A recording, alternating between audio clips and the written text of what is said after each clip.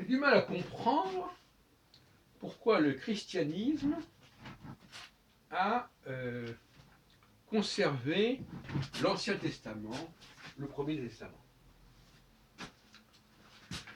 Pourquoi est-ce que je dis ça?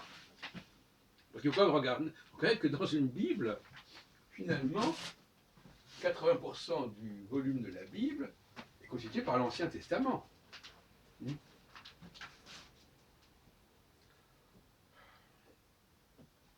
Voilà, si je prends Matthieu, voilà, c'est ça, par rapport à l'Ancien Testament, à peu près ça. Alors, je pense que si c'est le cas, et que c'est le cas, cela tient au fait que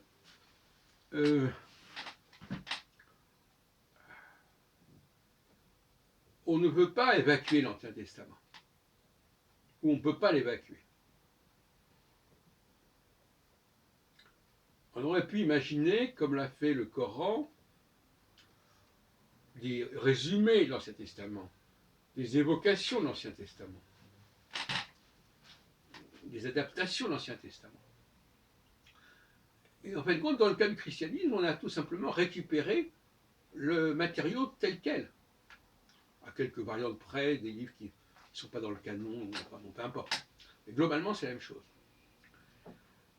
Et à telle enseigne d'ailleurs que les théologiens chrétiens apprennent l'hébreu pour lire l'Ancien Testament.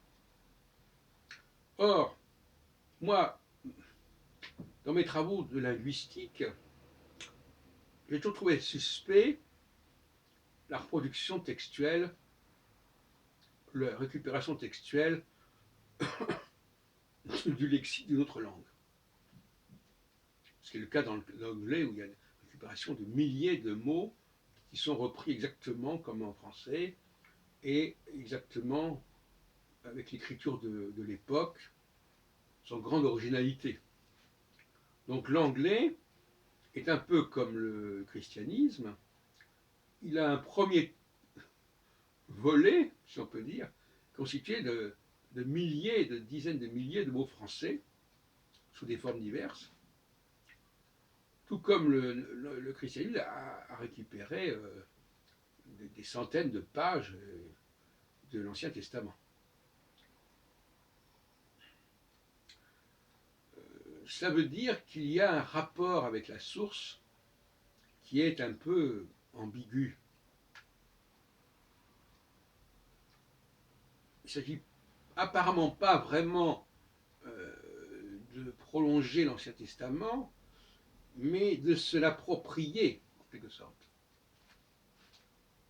et de se faire passer pour lui, c'est-à-dire l'appropriation au plein sens du terme.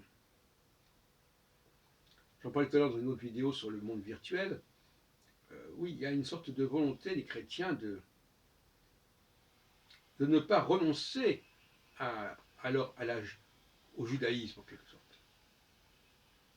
De se l'approprier, de le prendre à son propre compte.